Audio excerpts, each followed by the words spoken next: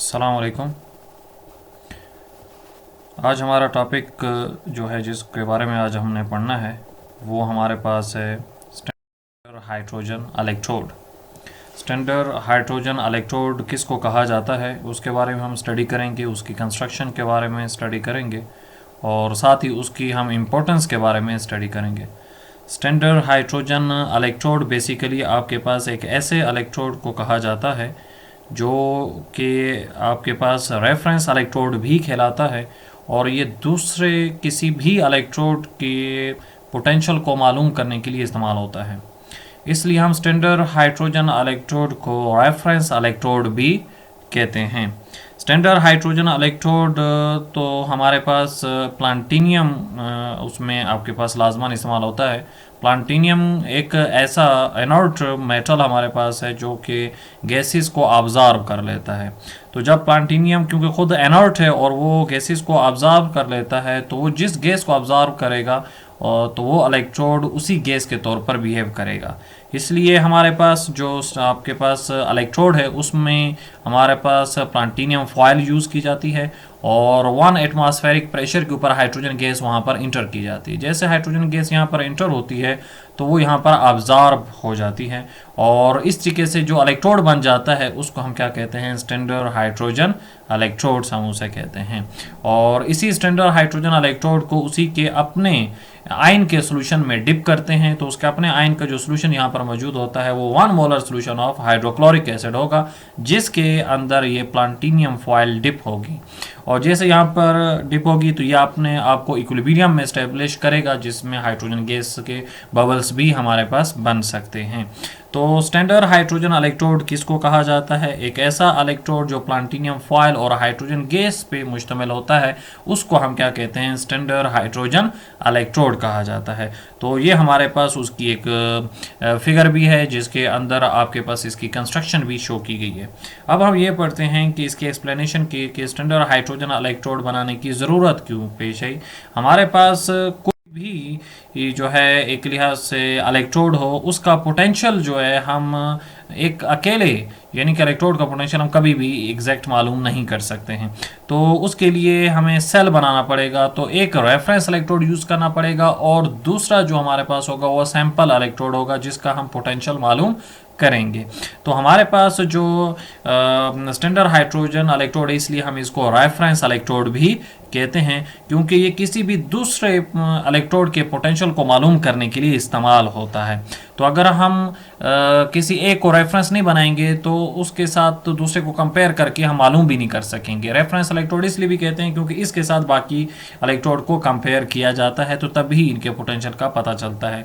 तो इससे एक चीज़ तो वाज़ेह रहे कि हम एक इलेक्ट्रोड का पोटेंशियल अकेले एक इलेक्ट्रोड का पोटेंशियल हम मालूम नहीं कर सकते हैं। कोई हमारे पास ऐसा मेथड नहीं है जिससे हम किसी एक इलेक्ट्रोड का पोटेंशियल मालूम कर सकें। अगर मालूम कर भी सकेंगे तो सेल का पोटेंशियल मालूम कर सकेंगे और सेल के अंदर लाजमन 2 इलेक्ट्रोड मौजूद होंगे, एक एनोड होगा एक कैथोड होगा। उनमें से एक एनोड या कैथोड में से कोई एक जो होगा वो रेफरेंस इलेक्ट्रोड होगा और रेफरेंस इलेक्ट्रोड भी कौन सा फिर हम यूज़ करते हैं, स्टैंडर्ड हाइड्रोजन इलेक्ट्रोड ही इस्तेमाल किया जाता है। तो हमारे पास कोई एक ऐसा मेथड मौजूद नहीं है जिससे हम किसी एक इलेक्ट्रोड का जो है वो पोटेंशियल को मालूम कर सकें। तो अगर हम मालूम कर भी सकते हैं पोटेंशियल तो पूरे सेल का पोटेंशियल मालूम कर सकते हैं जिसको हम सेल पोटेंशियल भी कहते हैं। तो हमारे पास जो स्टैंडर्ड हाइड्रोजन इलेक्ट्रोड है उसके जो क्योंकि उसको हम जब रेफरेंस बना रहे हैं तो इसलिए उसका जो पोटेंशियल हम यूज़ कर रहे हैं इलेक्ट्रिक पोटेंशियल जो हमारे पास है वो 0.00 वोल्ट आपके पास मौजूद होगा। और इसका मतलब ये है कि जो वोल्ट मीटर के ऊपर जो रीडिंग आएगी जब एक पूरा सेल बनेगा उसमें जो वोल्ट मीटर के ऊपर जो रीडिंग आएगी वो दूसरे सैंपल इलेक्ट्रोड की होगी, रेफरेंस इलेक्ट्रोड की नहीं होगी क्योंकि रेफरेंस इलेक्ट्रोड को हमने 0 कंसिडर किया हुआ है कि इसका पोटेंशियल जो है वो 0 वोल्ट हमारे पास मौजूद होगा। तो इस लिहाज से जब हम दूसरे को इसके साथ किसी इलेक्ट्रोड को कंपेयर करेंगे तो उससे हम उसका पोटेंशियल भी मालूम कर सकते हैं। तो ये थोड़ी सी एक्सप्लेनेशन हमारे पास इसकी हो जाती है। फिर हम इसके आपके पास स्टैंडर्ड हाइड्रोजन इलेक्ट्रोड की जो है वो कंस्ट्रक्शन की तरफ आएंगे कि इसको हम बना किस तरह सकते हैं, इसमें क्या क्या चीज़ें मौजूद होती हैं। तो कंस्ट्रक्शन में वाज़े फिगर में नज़र आ रहा है कि इसमें एक तो प्लांटीनियम फॉयल आपके पास मौजूद है, और प्लांटीनियम फॉयल जो आपके पास है वो एक गिलास यानी कि आपके पास के अंदर क्लोज मौजूद है, एक और प्लांटीनियम ही वायर से उसको सस्पेंड किया जाता है, और जो ये वायर यहाँ से निकल रही है ये वायर दूसरे इलेक्ट्रोड के साथ उसको अटैच करने में हेल्प करती है। यानी कि यहाँ से ऐसे वायर आपके पास जाएगी और यहाँ से एक और हाफ सेल होगा, उस हाफ सेल के साथ इसको कनेक्ट कर दिया जाएगा ताकि हम चार्ज के फ्लो को या इलेक्ट्रिक करंट को प्रोड्यूस कर सकें केमिकल एनर्जी की मदद से। तो हमारे पास इस गिलास के अंदर ये प्लांटीनियम फॉयल मौजूद होती है, और फिर हम 1 एटमॉस्फेरिक प्रेशर के ऊपर हाइड्रोजन गैस इसमें इंटर करते हैं, और इसी फॉयल को डिप किया जाता है हाइड्रोजन हाइड्रोक्लोरिक एसिड के सोल्यूशन के अंदर, जो कि 1 मोलर सोल्यूशन आपके पास बनाया जाता है, और 1 मोलर से ज़्यादा भी बना सकते हैं, लेकिन स्टैंडर्ड बनाने के लिए हम 1 मोलर ही सोल्यूशन इस्तेमाल करते हैं जिसमें प्लांटीनियम को डिप किया जाता है। हाइड्रोजन गैस जैसे इसमें से पास करते हैं तो हाइड्रोजन गैस जो है वो प्लांटीनियम फॉयल के ऊपर अब्जॉर्ब हो जाती है। जैसे प्लांटीनियम फॉयल पर अब्जॉर्ब हो जाती है तो तब वो आपके पास स्टैंडर्ड हाइड्रोजन इलेक्ट्रोड बन जाएगा। और प्लांटीनियम ही यूज़ क्यों करते हैं कि इसको मैं पहले भी बता चुका हूँ, प्लांटीनियम इसलिए यूज़ किया जाता है क्योंकि प्लांटीनियम एक इनर्ट मेटल है, वो खुद रिएक्शन में इन्वॉल्व नहीं होगा बल्कि वो एज अ कंडक्टर के तौर पर काम कर रहा होगा, सिर्फ चार्ज को क्या कर रहा होगा, सप्लाई कर रहा होगा, इसलिए प्लांटीनियम की फॉयल को इस्तेमाल किया जाता है। और जब तक आपके पास यहाँ पर हाइड्रोजन गैस उतनी ही अब्जॉर्ब होगी जितने इधर हाइड्रोजन आयन मौजूद होंगे ताकि उनके दरमियान एक इक्विलिब्रियम स्टैब्लिश हो सके। जैसे इक्विलिब्रियम स्टैब्लिश हो जाएगा तो बबल्स बनना भी ख़त्म हो जाएंगे, और इसके बाद अगर आप इस सेल को किसी और इस हाफ सेल को किसी और हाफ सेल से कनेक्ट करोगे तो तब आपके पास चार्ज फ्लो होगा, तब बबल्स भी हमारे पास अंदर बनना शुरू हो सकते हैं। तो प्लांटीनियम यहाँ पर एज अ कंडक्टर के तौर पर काम कर रहा है, और वो हाइड्रोजन गैस और उसके आयंस के दरमियान आपके पास जो है एक लिहाज से इक्विलिब्रियम स्टेब्लिश करने में हेल्प करता है। तो ये इसकी कंस्ट्रक्शन हमारे पास आ जाती है। नेक्स्ट हम मूव करते हैं इसकी वर्किंग की तरफ। इसकी वर्किंग आपके पास क्या होती है, तो working of standard hydrogen electrodes हमारे पास क्या है। तो वर्किंग में हम बेसिकली इसको कंपेयर करेंगे, स्टैंडर्ड हाइड्रोजन इलेक्ट्रोड्स को जो है वो हम एक और हाफ सेल के साथ कंपेयर करेंगे, और कंपेयर करते हुए ही हम उसमें फाइंड आउट करेंगे कि ये वर्क किस तरीके से कर रहा होगा।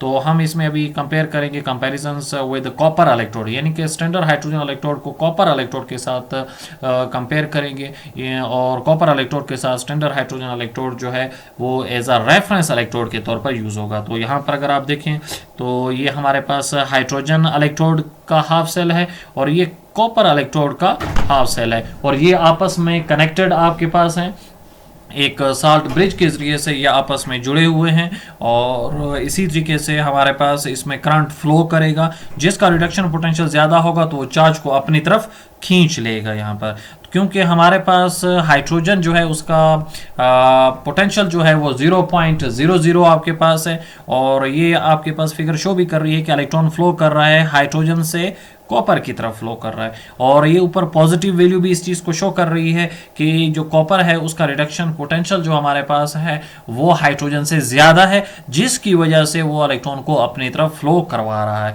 तो हाइड्रोजन जब यहाँ से इलेक्ट्रॉन लूज करेगी तो वो लाजमन हाइड्रोजन आयन में चेंज हो जाएगा। ये एरो में आपको शो भी हो रहा है, अगर आप देखें तो ये हाइड्रोजन आयन बन रहे हैं। इसी प्लांटीनियम के ऊपर जो हाइड्रोजन गैस अब्जॉर्ब हुई है वो हाइड्रोजन आयन में चेंज हो रही है, और इसी तरीके से क्योंकि कॉपर इलेक्ट्रोड भी जो है वो कॉपर सल्फेट के सोल्यूशन में डिप है, तो कॉपर सल्फेट भी हो सकता है, कॉपर नाइट्रेट भी हो सकता है, और इसी तरह कॉपर कार्बोनेट भी हो सकता है। जो कॉपर हमारे पास आयन है वो इस कॉपर इलेक्ट्रोड से इलेक्ट्रॉन को एक्सेप्ट करता है। ये जो इलेक्ट्रॉन इस साइड पर आ रहे हैं ये किसके इलेक्ट्रॉन है, ये हाइड्रोजन के इलेक्ट्रॉन है, और हाइड्रोजन के इलेक्ट्रॉन यहाँ पर शिफ्ट हो रहे हैं, कॉपर उसको एक्सेप्ट करेगा और कॉपर इसके ऊपर डिपॉजिट हो जाएगा। गैल्वानिक सेल आपके पास लेक्चर में अपलोड कर चुका हूँ, उसमें अगर आप देखें तो कॉपर जो है उसकी जो थिकनेस है उसमें आपके पास इजाफा हो रहा होता है जैसे जैसे चार्ज फ्लो हो रहा होता है, क्योंकि वो जो कॉपर आयन जो सोल्यूशन में मौजूद है वो भी इस कॉपर स्ट्रिप के ऊपर कॉपर फॉइल के ऊपर डिपॉजिट होना शुरू आपके पास हो जाते हैं। तो हमारे पास जो हाइड्रोजन है उसका आपके पास पोटेंशियल 0.0 हमारे पास है, और इसको हमने कॉपर इलेक्ट्रोड से कनेक्ट किया तो हमारे पास रिजल्ट प्लस में 0.34 वोल्ट आया, और ये प्लस में जो आपके पास वोल्टेज आया हुआ है ये कॉपर कॉपर इलेक्ट्रोड का पोटेंशियल हमारे पास है, क्योंकि हाइड्रोजन को हमने जीरो कंसिडर किया हुआ है। और अगर हम इसके रिएक्शंस को आपके पास देखें तो हमारे पास हाइड्रोजन गैस है, तो H2 है, वो इलेक्ट्रॉन जब लॉस करेंगे तो 2 हाइड्रोजन आयन बनेंगे और 2 इलेक्ट्रॉन लॉस हो चुके हैं। और इन 2 इलेक्ट्रॉन को एक्सेप्ट कौन करेगा? कॉपर इनको क्या कर लेगा? एक्सेप्ट कर लेगा। और कॉपर एक्सेप्ट करके कॉपर आपके पास सॉलिड में चेंज हो जाएगा। ये कॉपर सॉलिड जो है वो कॉपर इलेक्ट्रोड के ऊपर डिपॉजिट होना शुरू हो जाएगी। अगर ओवरऑल रिएक्शंस अगर हम इसमें देखें तो इस ओवरऑल रिएक्शंस के अंदर जो है तो एक लिहाज से हमारे पास जो है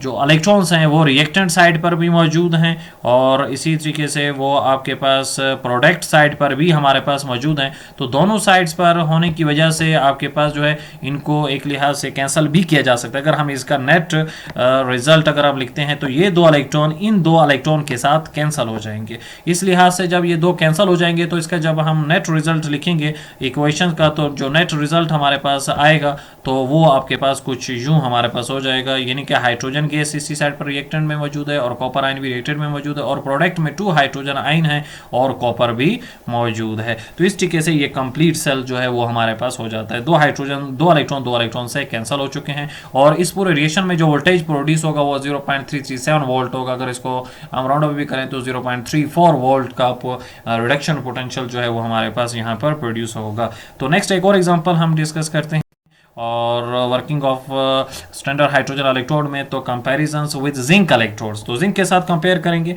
अभी जिंक के साथ अगर आप कंपेयर करते हैं तो वोल्ट मीटर पर अगर आप रीडिंग देखें तो जो नीडल की डिफ्लेक्शन है वो नेगेटिव साइड पर है। अब नेगेटिव साइड इस चीज को रिप्रेजेंट कर रहा है क्योंकि हाइड्रोजन तो जीरो है, हम उसको रेफरेंस के तौर पर यूज हो रहे हैं। तो ये जो नेगेटिव में भी वैल्यू आ रही है तो ये किसकी वैल्यू आ रही होगी? ये जिंक की हमारे पास वैल्यू आ रही है। इसका मतलब है नेगेटिव आपके पास का मतलब ये है कि जिंक का रिडक्शन पोटेंशियल बहुत कम है। किससे कम है? हाइड्रोजन से कम है। इस वजह से जिंक अपने 2 इलेक्ट्रॉन क्या कर रहा है? लॉस कर रहा है। -1 से भी वैल्यू कम है, लेकिन 0 से आपके पास नीचे की तरफ है, -1 से ऊपर की तरफ मौजूद है। तो इस लिहाज से ये तकरीबन -0.76 के अराउंड आपके पास इसकी वैल्यू हमारे पास बनती है, यानी कि -0.76 से इसका रिडक्शन पोटेंशियल है। अगर आप इसको ऑक्सीडेशन पोटेंशियल में चेंज करेंगे तो सिर्फ इसका साइन आप क्या कर देंगे? चेंज कर देंगे, बाकी सेम वैसे ही रहेगा। तो इसकी भी वर्डिंग वही है कि हाइड्रोजन 0.0 वोल्ट हमारे पास मौजूद है, और जिंक का इलेक्ट्रोड जो है वो आपके पास उसी की रीडिंग आपके पास होगी, और वो कितनी शो हो रही है? -0.76 वोल्ट आपके पास शो हो रही है, जो कि रिडक्शन पोटेंशियल हमारे पास होगा जिंक इलेक्ट्रोड्स का होगा। अगर हम इसका रिएक्शंस लिखते हैं तो वैसे ही अब यहाँ पर हाइड्रोजन ये जो H है, ये भी अगर आप एरो का साइन देखें तो आपके पास प्लाटिनियम फॉइल की तरफ है, वो इलेक्ट्रॉन को गेन कर रहा है यहाँ पर, और इलेक्ट्रॉन को गेन करते हुए आपके पास प्लाटिनियम के ऊपर डिपॉजिट हमारे पास हो जाएगा। तो ये अगर आप देखें तो जिंक ने 2 इलेक्ट्रॉन लॉस किए हैं, और फिर इसी तरीके से हाइड्रोजन है, और हाइड्रोजन ने 2 इलेक्ट्रॉन यहाँ पर गेन किए हुए हैं, और हाइड्रोजन ने 2 इलेक्ट्रॉन जैसे उसने गेन किए हैं। तो अगर आप इसका नेट रिएक्शन लिखते हैं तो ये 2 इलेक्ट्रॉन जो हमारे पास प्रोडक्ट साइड पर है, ये इन 2 इलेक्ट्रॉन से जो रिएक्टेंट साइड पर है कैंसिल हो जाएंगे। बाकी कोई रिएक्टेंट और प्रोडक्ट साइड पर एक जैसे हमारे पास कोई भी मेंबर मौजूद नहीं है, कोई भी आपके पास केमिकल नहीं है, जिसकी वजह से इसका जो नेट रिजल्ट आपके पास आ जाएगा वो ये आ जाएगा, जिंक आ जाएगा, 2 हाइड्रोजन आयन है, और जिंक आपके पास आयन और हाइड्रोजन हमारे पास बन चुका है। तो इस तरीके से हम स्टैंडर्ड हाइड्रोजन इलेक्ट्रोड को हम जिंक से कंपेयर करके भी हम मालूम करते हैं। तो कोई भी एलिमेंट हो, चाहे ऑक्सीजन भी हो, चाहे हमारे पास एल्यूमिनियम हमारे पास हो जाए, चाहे मैग्नीशियम हमारे पास हो जाए, चाहे कैडमियम हो जाए, कोई भी आपके पास मेटल्स हो या कोई दूसरी गैस भी हमारे पास हो, तो उसका रिडक्शन पोटेंशियल हम इसी मेथड से मालूम कर सकते हैं। एक अलग इलेक्ट्रोड का कभी भी रिडक्शन पोटेंशियल जो है या कोई पोटेंशियल उसका ऑक्सीडेशन पोटेंशियल उसका मालूम नहीं किया जा सकता। अगर मालूम कर सकते हैं तो इस तरीके से कंपैरिजन के जरिए से मालूम कर सकते हैं, जिसमें हाइड्रोजन को 0 कंसिडर करेंगे। जो रीडिंग वोल्ट मीटर पर आएगी वो रीडिंग आपके पास जो है वो सैंपल इलेक्ट्रोड की होगी, रेफरेंस इलेक्ट्रोड की जो हमारे पास ऑक्सीडेशन हमारे पास पोटेंशियल है या रिडक्शन पोटेंशियल है वो 0 ही हमारे पास मौजूद होगा। तो इस तरीके से हम इसको मालूम कर सकते हैं। तो इसको स्टैंडर्ड हाइड्रोजन इलेक्ट्रोड कहते हैं। इसमें अगर कोई चीज़ आपको ना समझ आई हो तो वो आप पूछ सकते हैं। थैंक्स।